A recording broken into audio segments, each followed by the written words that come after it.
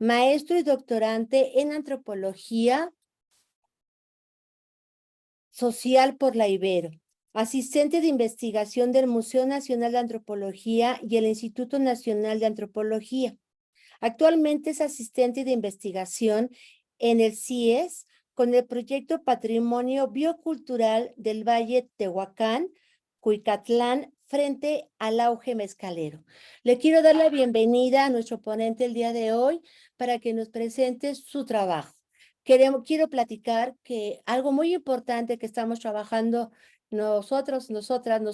aquí en cartografía es la importancia de la etnografía en el trabajo en la comunicación. Muchísimas gracias por tu participación, mi querido David. Por favor, si quieres iniciar,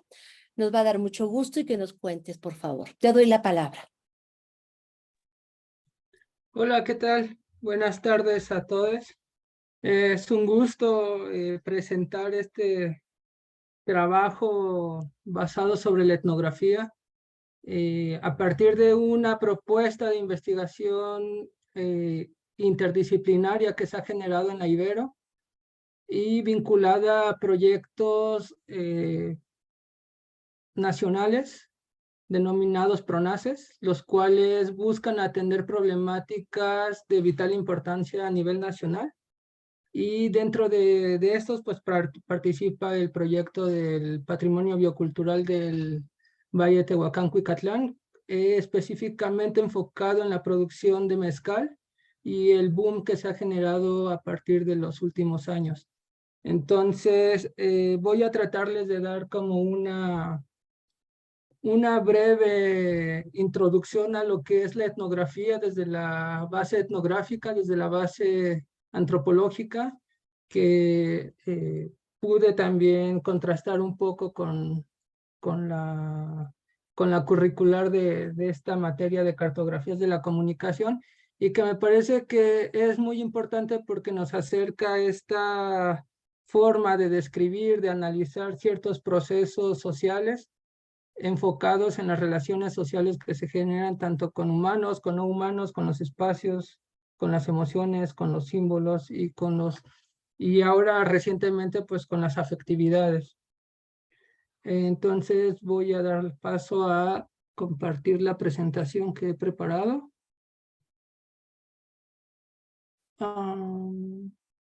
No sé si me puedan habilitar como host. Ya tienes el permiso de compartir pantalla. Ay, muchas gracias, Pablo, para que pueda Gracias, compartir. Pablo. Perfecto.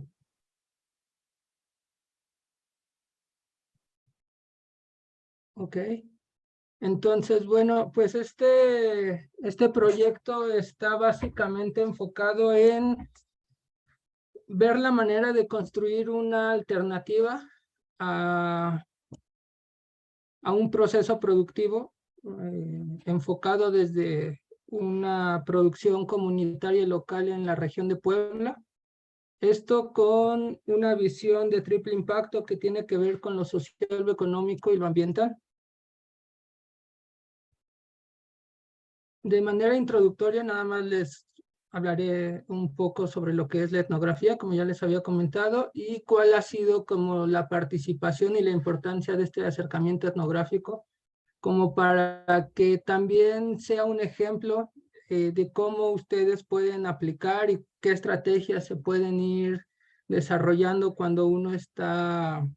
confrontándose en la realidad de sus proyectos de investigación.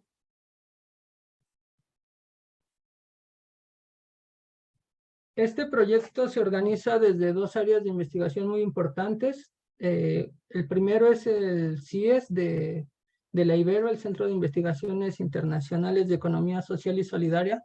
la cual tiene como objetivo conformar empresas sociales bajo un esquema de empoderamiento y desarrollo local a través de un modelo comunitario mediante el control de toda la cadena de valor de un producto, con lo cual se busca reducir la fuga y la pérdida de capitales diversos cuando se produce y se comercializa un producto, en este caso el mezcal, porque muchas veces quienes inician una cadena productiva son los que menos ganancias obtienen y son los que mayor impacto tienen a través de todo este proceso productivo. Como ya les había comentado, también él forma parte de un proyecto nacional estratégico, el cual busca la vinculación de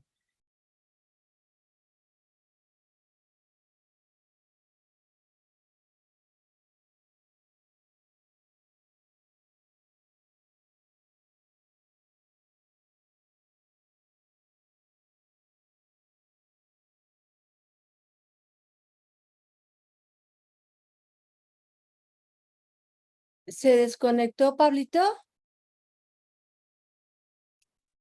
Justo eso iba a preguntar, estaba ya muy nervioso. Es que no, Sí, no sé por sí. qué. O sea, ¿sí está en su presentación? O sea, es decir, Bueno, aquí está la presentación, pero yo no sé si lo veo congelado o qué a sucedió. ver. Sí, justo se congeló, no sé. ¿Verdad que sí? Creo que se Sí. congeló. Sí, porque yo de hecho no veo su imagen. Ah, Ajá. ya lo sacó la presentación, creo. O Sí, sea, ya lo sacó. Yo creo que aquí hay que esperar a ver Sí, yo creo que se desconectó para volverse a conectar a ver si jala Sí, mejor yo creo que internet. va a ser lo más fácil para él porque, no sé, está fallando Zoom, no sé qué está sucediendo. A ver, esperémoslo con paciencia. Unos minutitos, chicos y chicas, por favor. Claro que sí.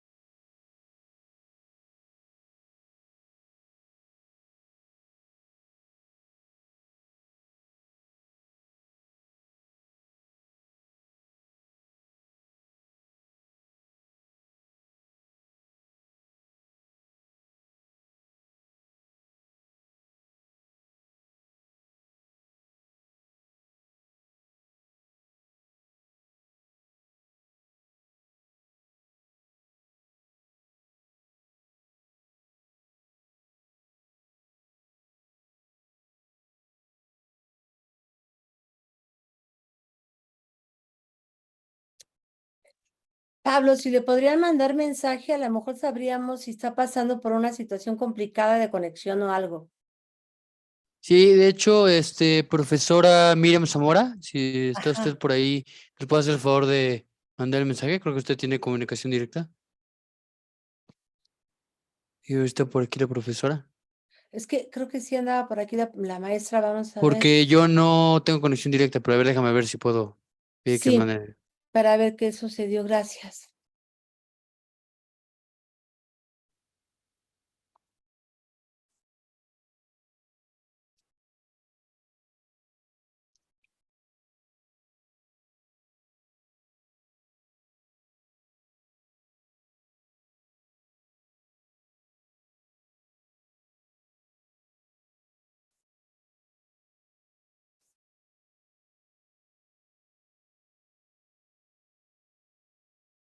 Listo, ya le escribimos, a ver si ahorita nos contesta. Ok, perfecto. Muchas gracias.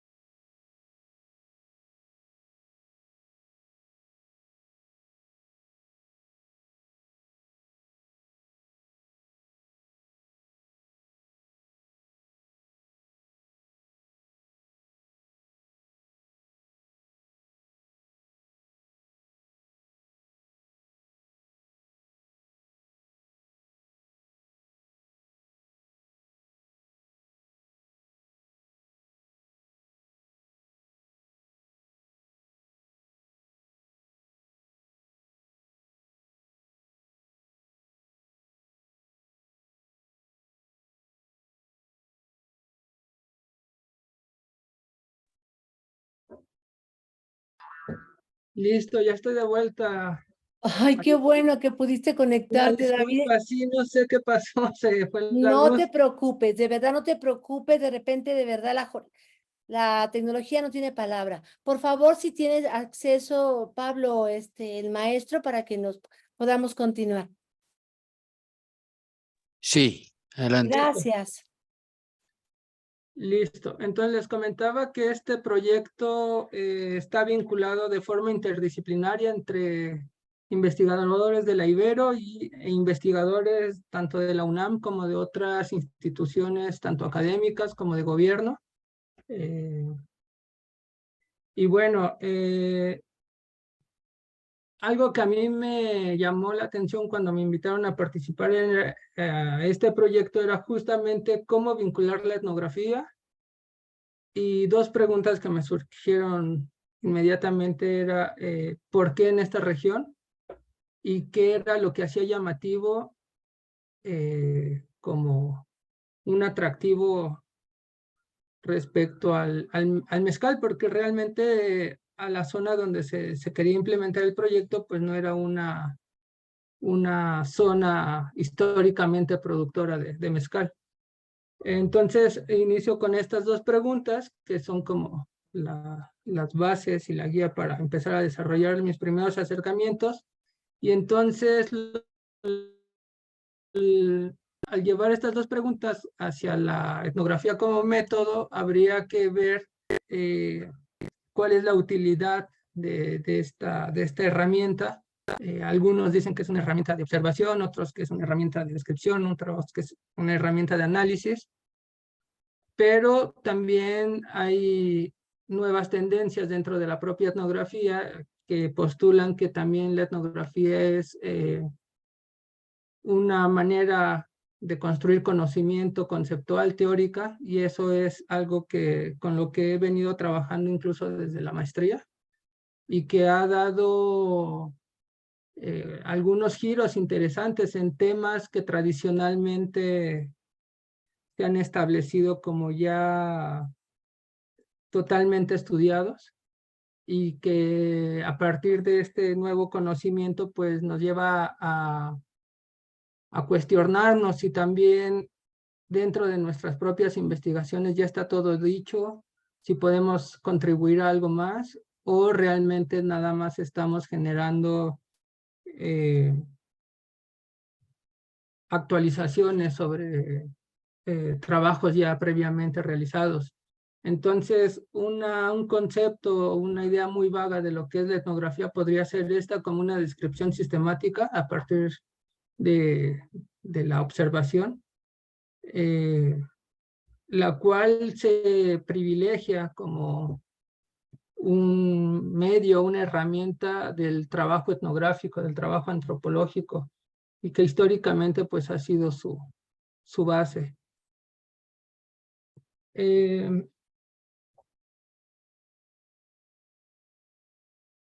Básicamente, la palabra de la etnografía o el concepto como término ha sido utilizado desde el siglo XVIII.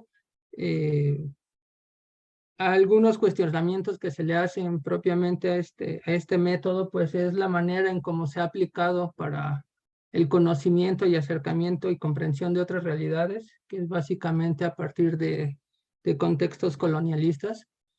y de expansión del dominio de potencias coloniales, y la manera en cómo ha hecho manejo de la información que se obtiene en campo. Esa es como la crítica principal que se ha hecho. Sin embargo, también habría que observar como la parte positiva que se genera de estos acercamientos, porque muchas veces, como en el caso que nos atañe ahora, pues genera conocimiento de vital importancia para generar estrategias, para generar nuevas posibilidades en torno a ciertos fenómenos sociales que pueden ser positivos y desarrollar propuestas creativas también en torno a ciertas realidades sociales. Entonces, básicamente, lo que se ha generado en la antropología han sido modelos de interpretación que en este intento que realice, pues busqué generar como 4 modelos de explicación, donde el primero, que es este que estoy señalando, es justamente una etnografía muy lineal, muy jerárquica, muy juiciosa, por decirlo de alguna manera, al establecer ciertos patrones, ciertos conceptos, ciertas miradas sobre la otredad o sobre otra realidad. Y de esta manera vemos que pues es unidireccional esa toma de posición respecto a cómo vemos, cómo observamos, cómo analizamos lo que está enfrente de nosotros. Posteriormente, ya hacia el siglo XIX, se genera otro tipo de etnografía que está básicamente construida a partir de una antropología más social, más vinculada a lo cultural, y de esta manera podemos observar cómo se generan múltiples miradas para observar una totalidad. Múltiples miradas que ya no solamente tienen que ver con los juicios de valor, sino también cómo se están enfrentando estos otros conceptos, estas otras realidades a partir de nuestras propias concepciones. Ya entrado hacia el siglo XX, empieza toda una diversidad de propuestas que ya no solamente es ver la multiplicidad, sino ver la diversidad de temáticas que nos pueden dar el entendimiento de una realidad de forma holística. Y de esta manera es como se empiezan a conformar los primeros acercamientos etnográficos en cuanto a ver a las culturas o ver el análisis de la realidad como una totalidad. De esta manera podemos, si por simple curiosidad pudiésemos observar algún trabajo etnográfico de principios de 1922 más o menos, que es cuando empieza como la etnografía en su etapa moderna, podríamos observar cómo los antropólogos buscaban una manera total y globalizante de dar cuenta de esa realidad, y a su vez también los posicionaban como una voz legítima para hablar sobre esas otras realidades, porque de alguna u otra manera habían sido estancias de campo muy largas o habían sido experiencias totalmente comprometidas en el sentido de vivir mucho tiempo en el campo y de incluso en algunos casos hasta formar vínculos sociales con los propios interlocutores, que era pues una voz privilegiada a la que se le daba y una posición sumamente de autoridad al antropólogo para poder hablar sobre esas realidades. Sin embargo, aún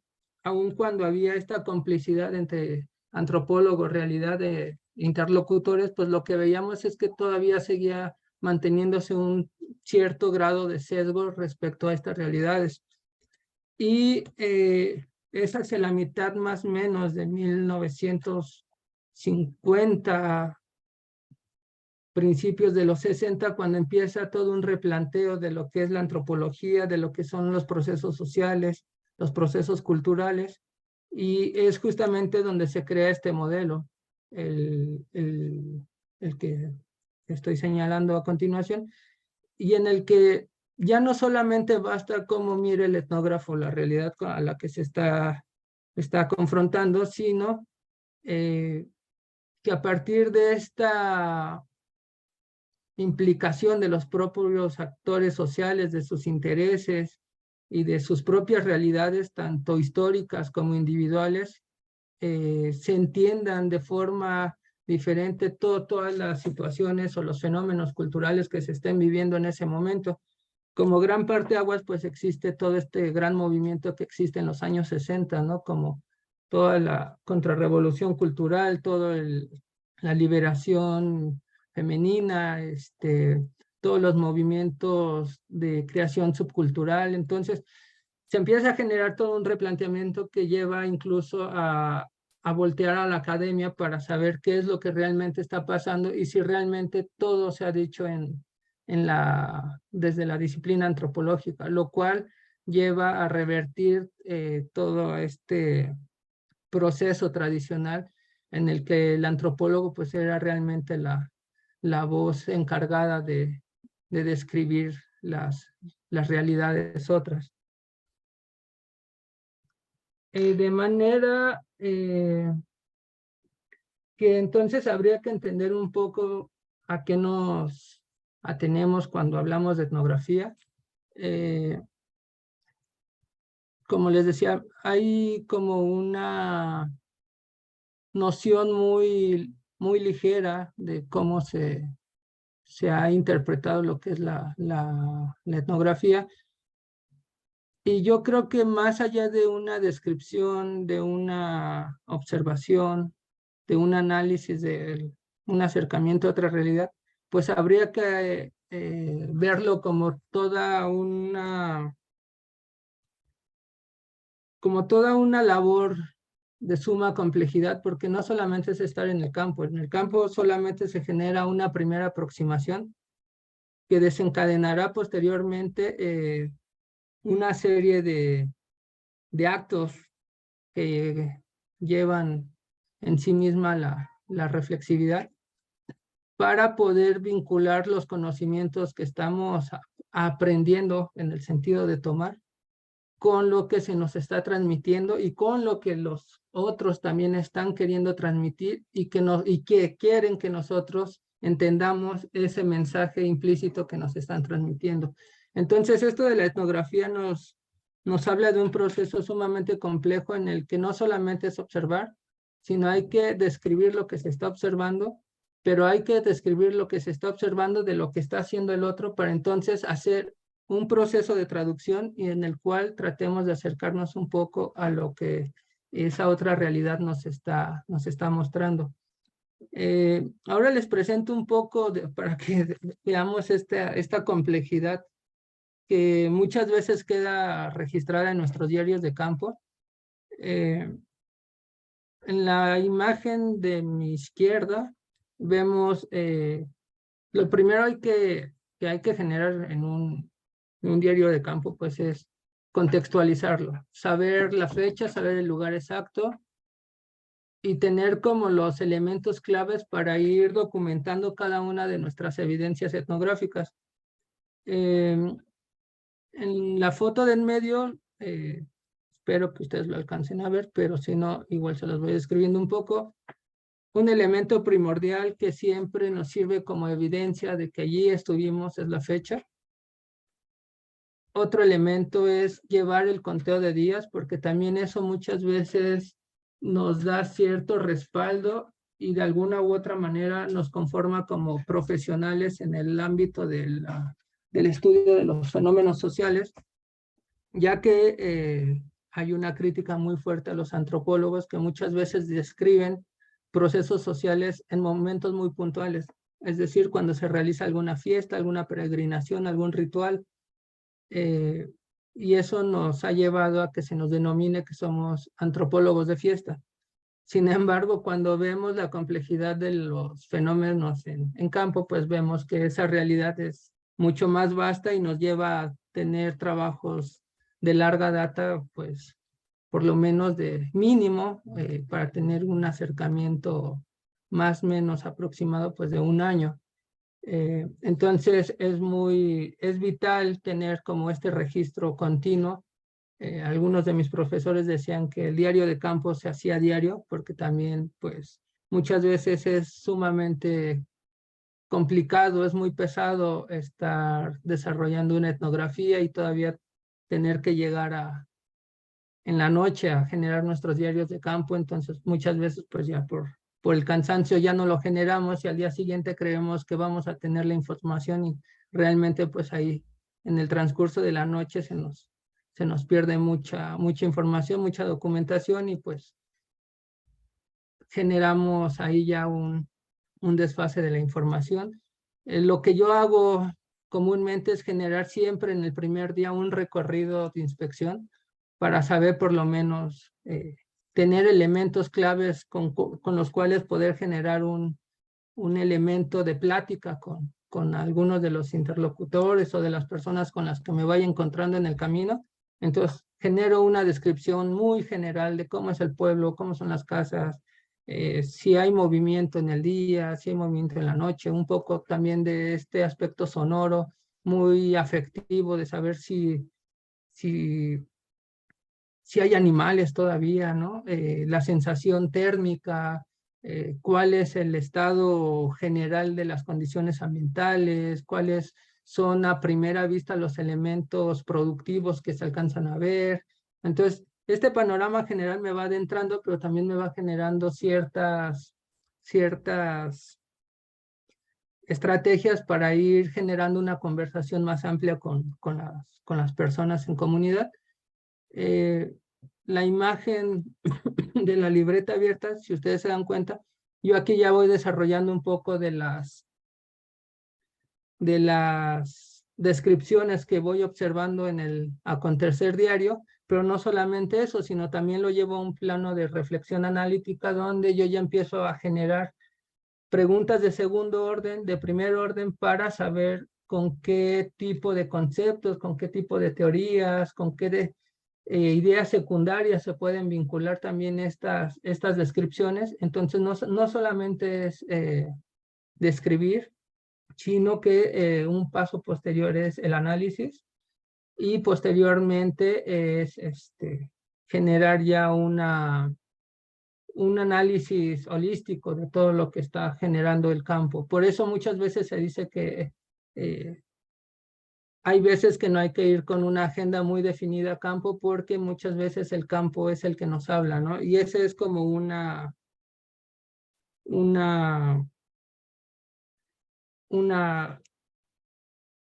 frase vital en la antropología, ¿no? Muchas veces queremos llegar a descubrir lo que nosotros nos planteamos desde la escuela, pero cuando llegamos realmente la realidad nos enseña otras complejidades, y entonces ahí nuestros proyectos de investigación cambian totalmente,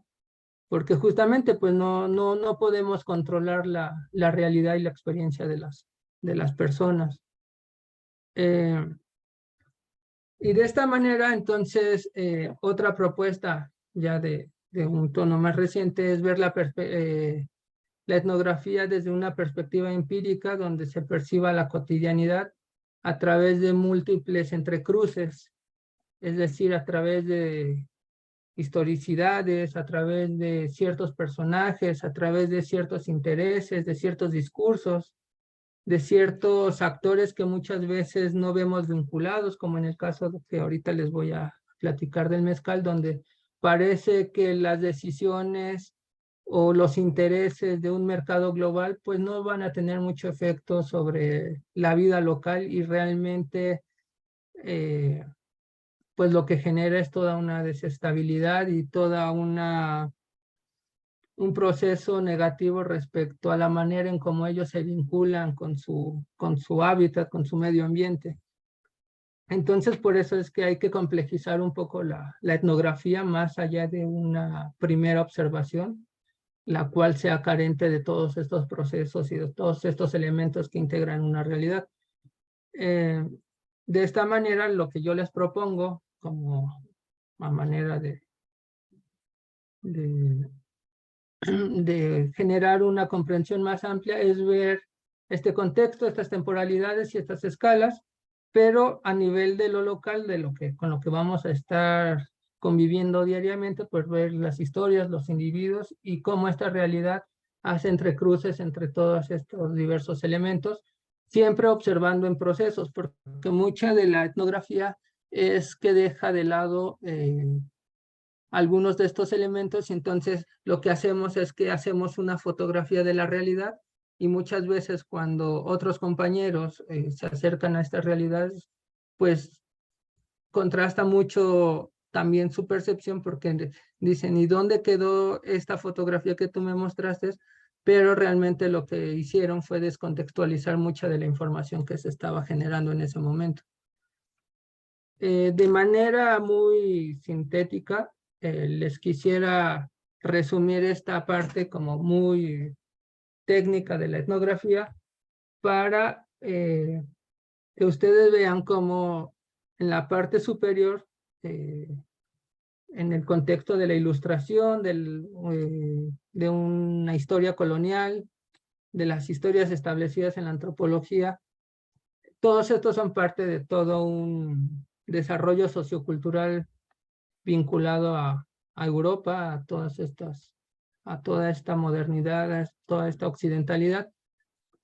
y cómo dentro de lo que viene en su curricular de cartografías de la comunicación, pues ustedes inician desde lo que es un giro cultural, el giro espacial y el giro etnográfico,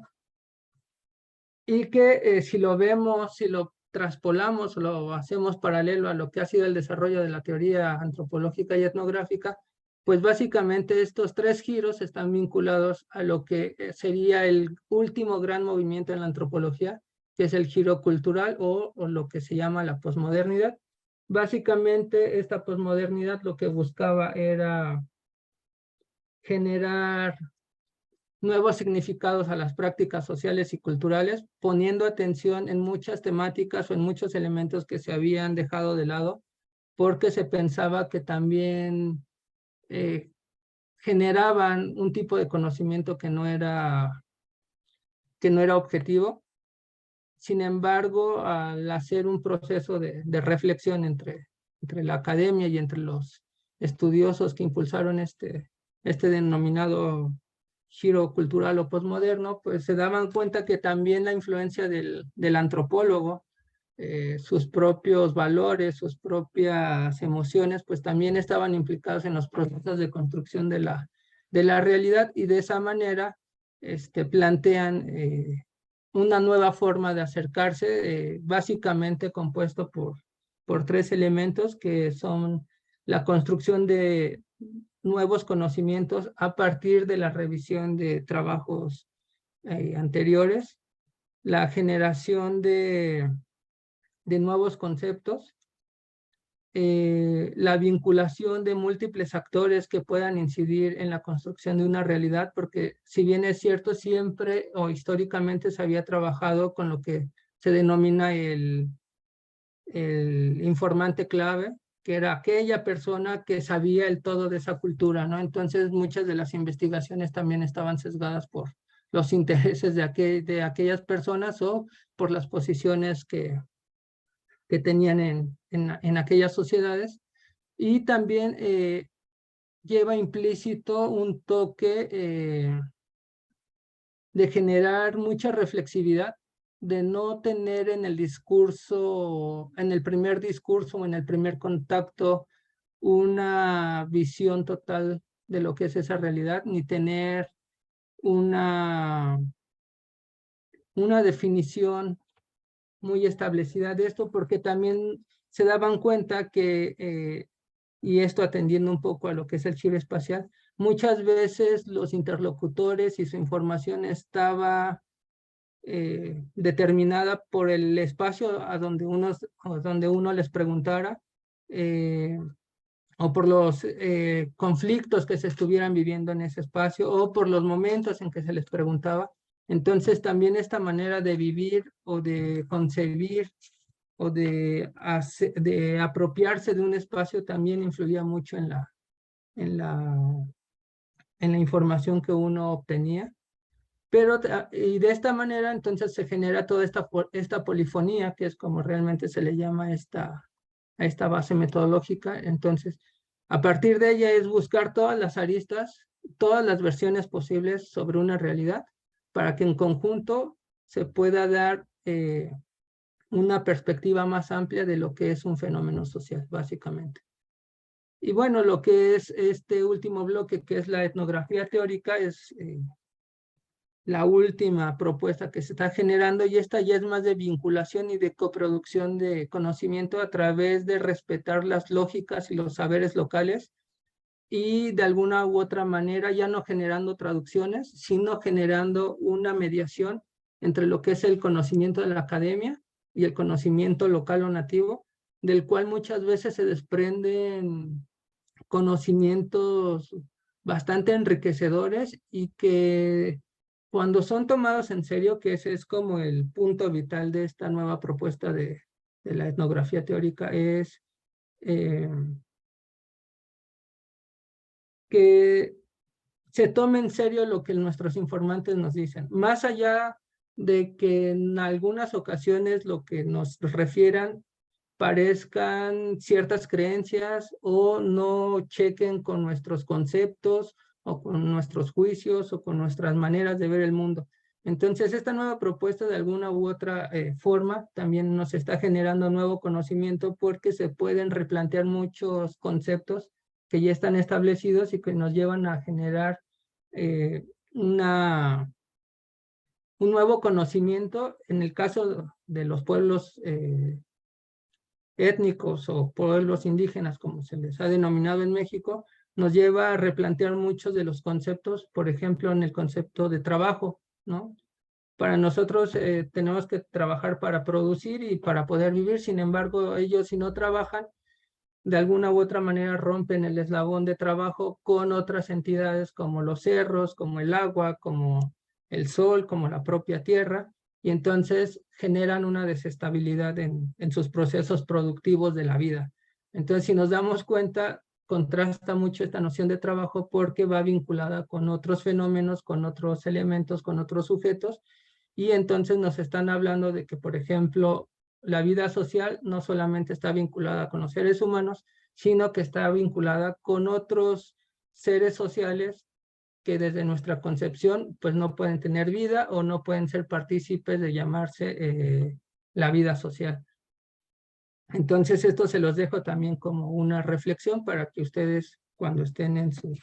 sus investigaciones, en sus observaciones y en sus descripciones, por lo menos reflexionen si realmente lo que les están diciendo es lo que les están dando a entender sus interlocutores, porque les digo, muchas veces estos conceptos llevan otro trasfondo y que nos llaman muchas veces a lo que es el conocimiento intercultural, el cual amplía la visión del mundo y de las maneras de construir, de ser y de vivir y estar en el mundo.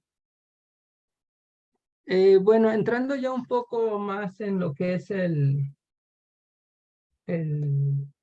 tema del mezcal, este análisis yo lo empecé a conformar a partir de otro proyecto también productivo entre regiones indígenas, y es una metodología nueva para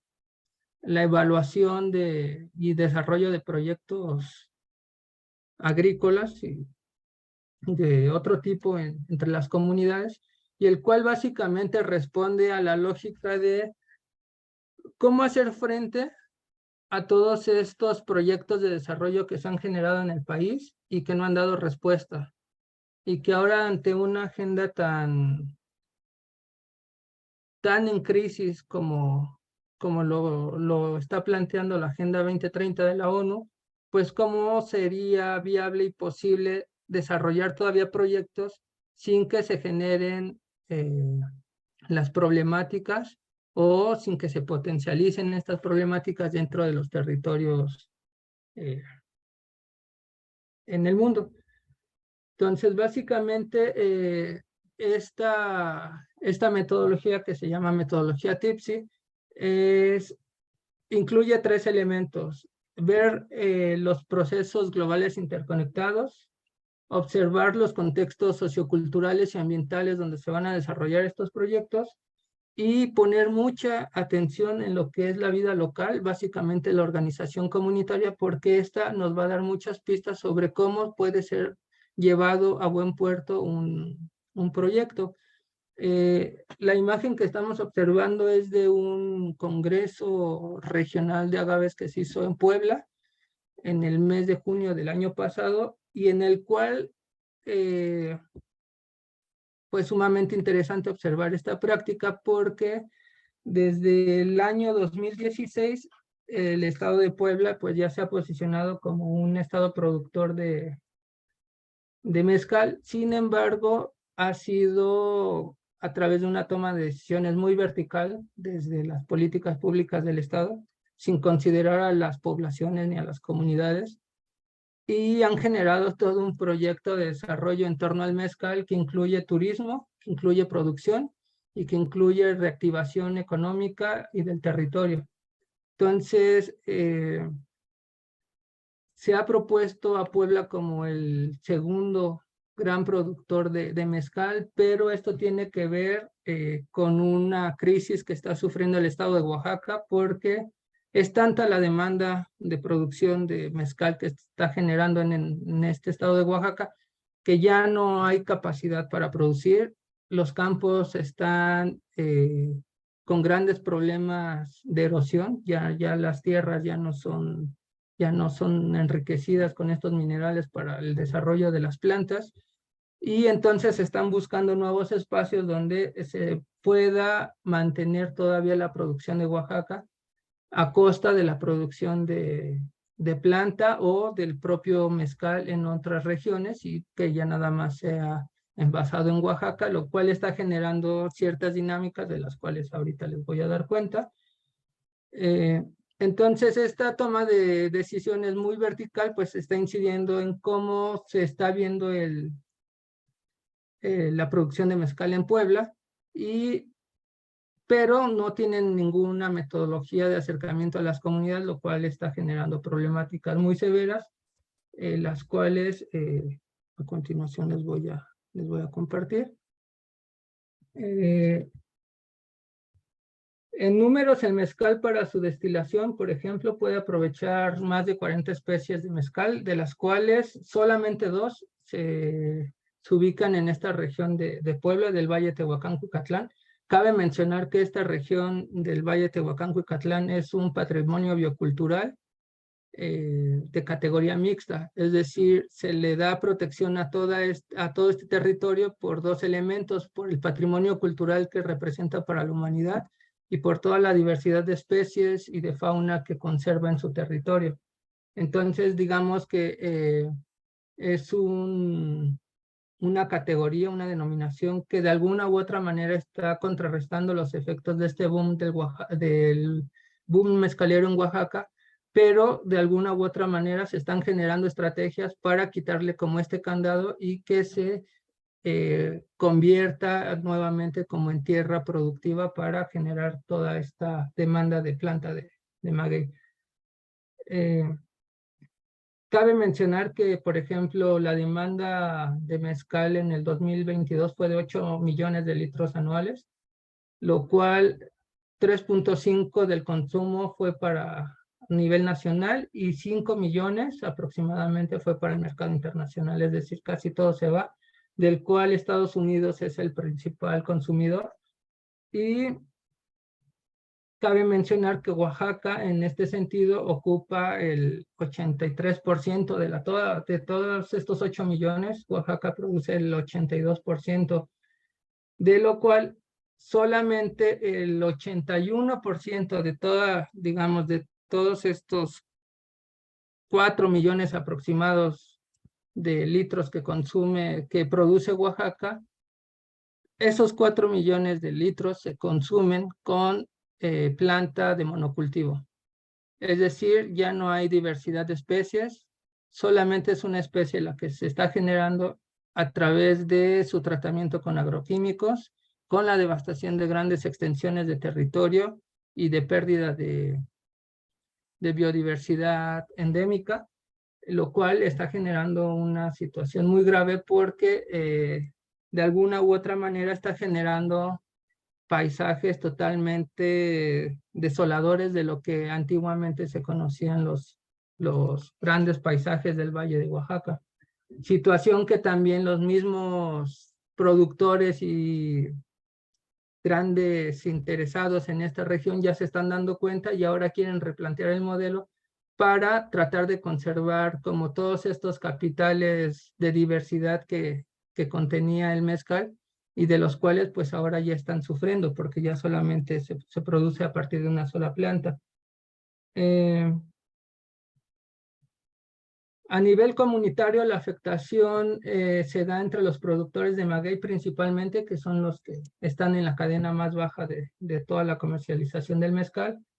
porque ellos son los que se quedan con la mayor problemática y son quienes tienen que saciar esta demanda de planta,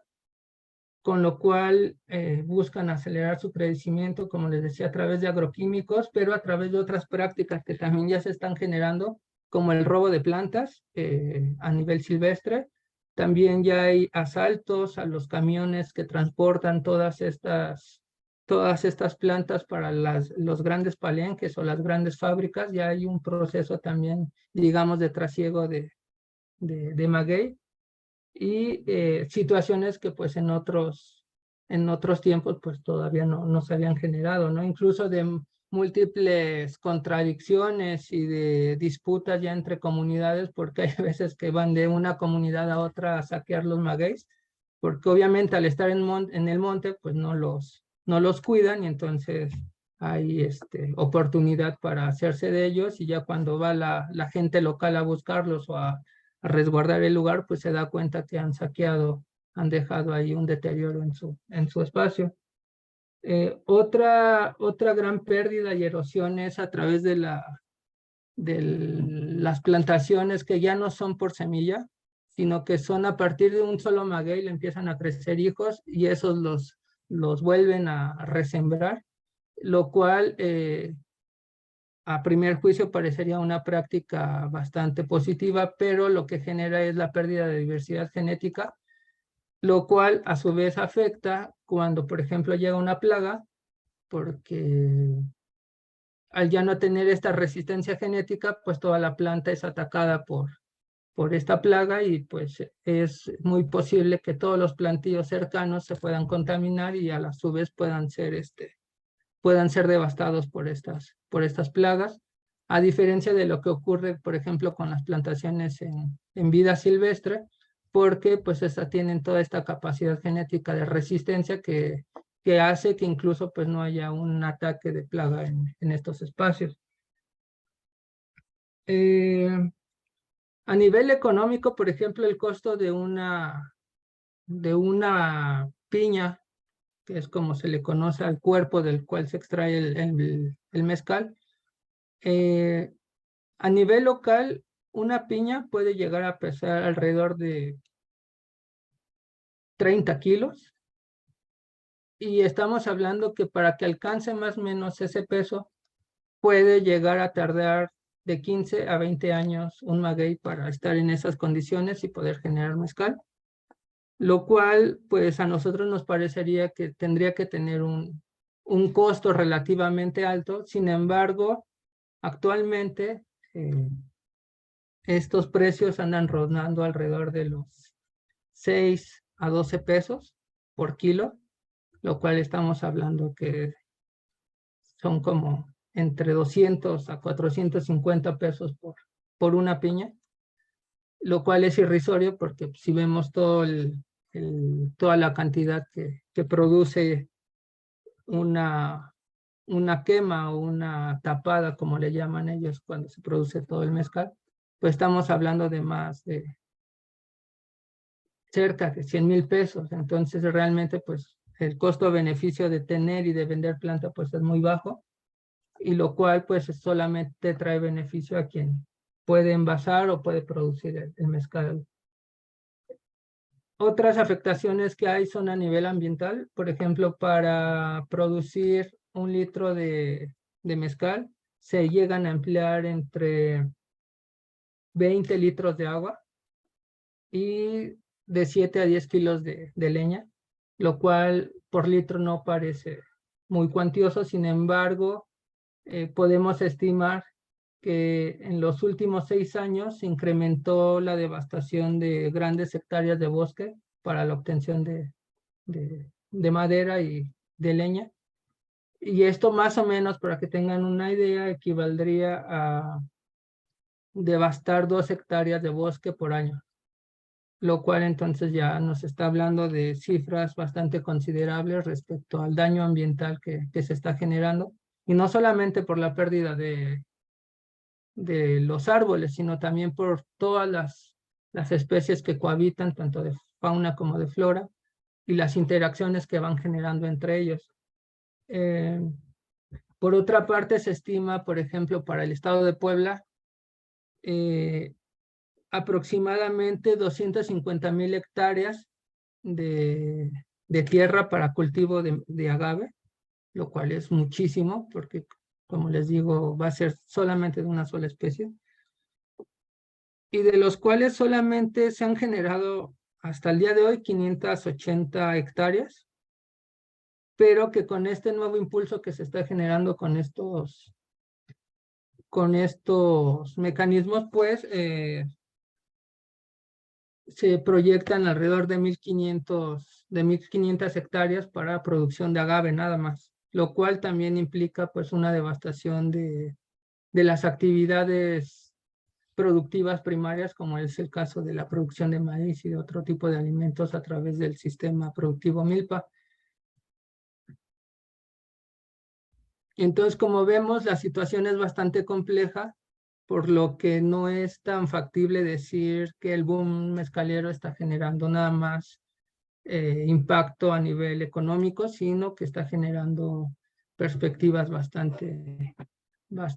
complejas respecto a otros ámbitos de acción. Esta es una imagen que fue tomada justamente a partir de estas prácticas de lo que denominan la ruta del mezcal, la cual solamente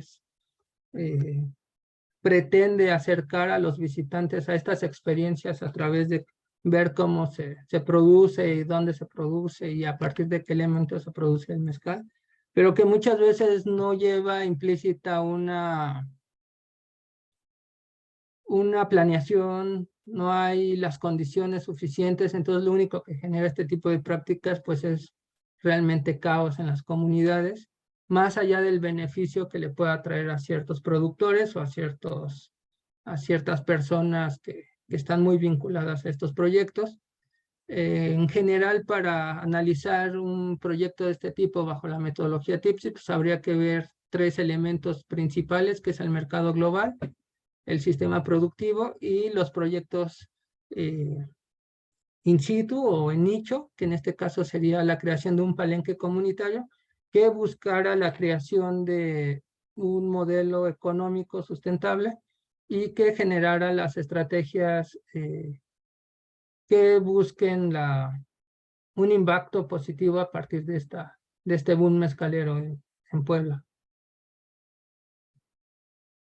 ¿Cómo vamos de tiempo, Pablo? Justamente nos quedan 2 minutos ya para terminar.